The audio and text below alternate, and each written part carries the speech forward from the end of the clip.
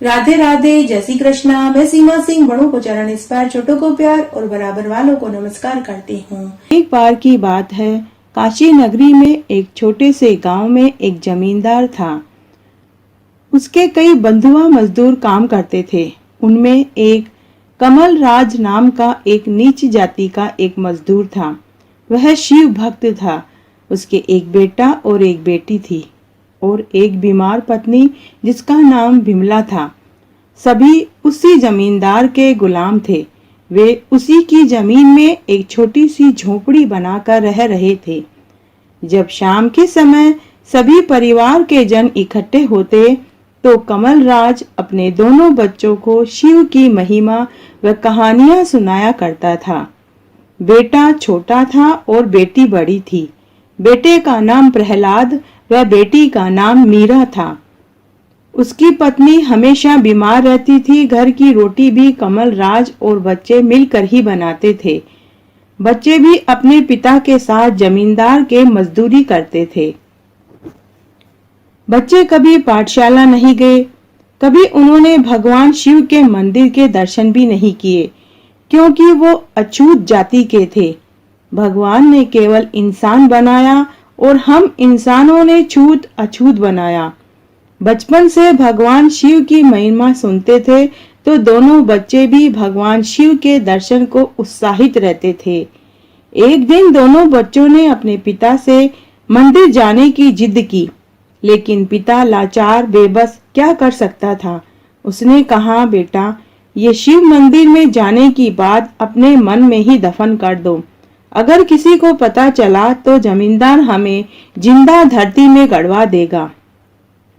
बच्चे उदास होकर रह गए, लेकिन कमल राज ने अपने दोनों बच्चों से ये वचन लिया कि तुम अपने जीवन काल में शिव मंदिर जरूर जाना। और दोनों बच्चों ने भी अपने पिता को यह वचन दिया। देखते ही देखते बच्चे बड़े हो गए और एक दिन मीरा की शादी देखने की उसकी माँ की बहुत इच्छा हुई। तब कमल राज ने एक अच्छा सा लड़का देखकर मीरा की शादी कर दी। शादी के कुछ महीनों बाद मीरा की माँ चल बसी। उसके बाद कमल राज भी बीमार रहने लगा और एक दिन कमल राज भी चल बसा। तब मीरा अपने भाई को अपने साथ ससुराल ले गई। मीरा के ससुराल में भी एक बहुत विशाल शिव मंदिर था। रोज मंदिर की आरती और घंटी की आवाज दोनों भाई बहनों को सुनाई देती, लेकिन दोनों मन महसूस कर रह जाते। मीरा के ससुराल में सास ससुर जेठ जेठानी सभी थे। उन सबको मीरा के भाई का वहां रहना पसंद नहीं था। सभी उसके भाई को झिड़कते और ताना मारते रहते थे। मीरा यह देखकर चुप हो जाती थी, लेकिन मीरा अपने छोटे भाई को बहुत प्यार करती थी।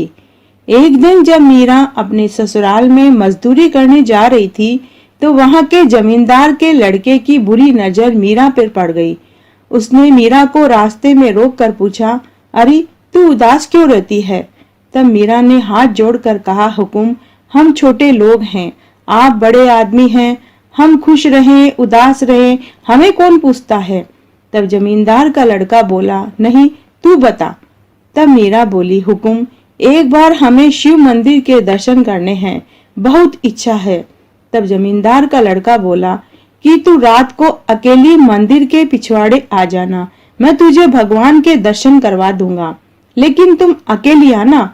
मीरा बहुत खुश हुई। उसे उसकी गंदी चाल का अंदाजा नहीं था। मीरा घर पहुंची। उसने अपने भाई को पूरी बात बताई। उसका भाई व मीरा शाम का इंतजार करने लगे। वह रात को चुपचाप घर से निकल पड़े। मीरा ने अपने भाई से कहा कि तुम मंदिर के दरवाजे पर खड़े हो जाना और जब मैं तुम्हें आवाज लगाऊं तुम आ जाना। फिर मीरा अंदर गई। मंदिर के पिछवाड़े में जमींदार का लड़का और 3-4 अन्य व्यक्ति भी खड़े थे। मीरा उनकी नीयत समझ गई। उसी पांव वापस भागी तो उसका भाई वहां पहुंच गया। अब जमींदार के लड़के को खुद की हार महसूस हुई। उसने उन व्यक्तियों के साथ मिलकर शोर मचाया और बोला, गांव वालों देखो, एक अछूत मंदिर में आ गया है। इसने मंदिर को अपवित्र कर दिया है। तभी पूरा गांव व जमींदार वहां आ गए। सभी ने मीरा और प्रहलाद को खूब लकड़ियों से मारा और उन दोनों को गांव के बाहर दो अलग अलग पेड़ों के बांध दिया, और कोई भी उन्हें खाना पानी देगा तो वह भी सजा पाएगा, यह ऐलान जमींदार ने करवा दिया। मीरा व मीरा के भाई ने अपनी सफाई में बहुत कहना चाहा, लेकिन किसी ने उनकी नहीं सुनी। मीरा ने अपने पति और ससुराल वालों को सच्चाई बतानी चाहिए, लेकिन उन्होंने भी उसकी नहीं सुनी।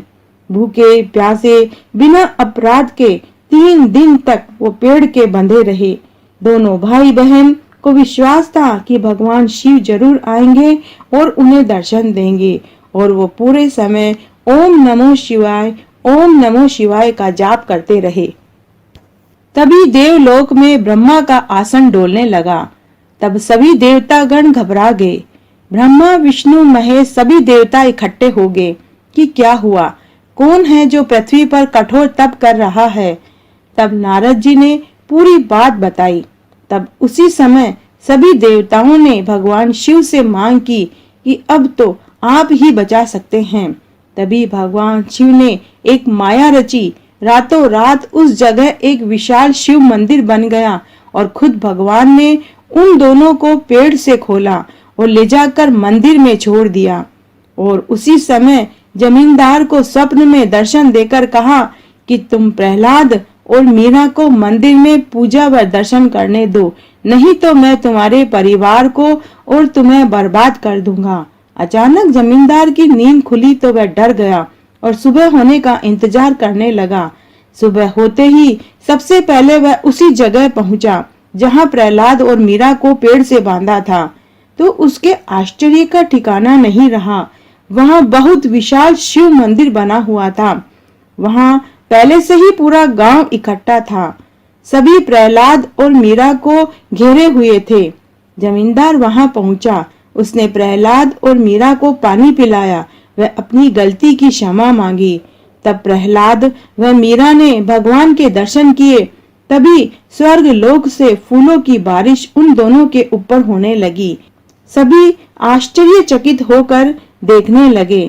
तब मीरा के ससुराल वालों ने मीरा और प्रहलाद से क्षमा मांगी और उन्हें अपने साथ घर ले गए। तभी सभी बंधुआ मजदूरों ने मीरा और प्रहलाद की जय जयकार की, क्योंकि उनकी वजह से उन्होंने भी मंदिर में प्रवेश किया।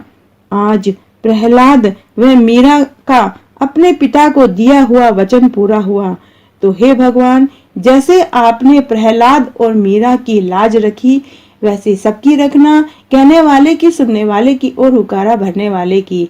घटती हो तो पूरी हो तो परवान चढ़े, भूले बिसरे नाम तेरे भंडार में भरे।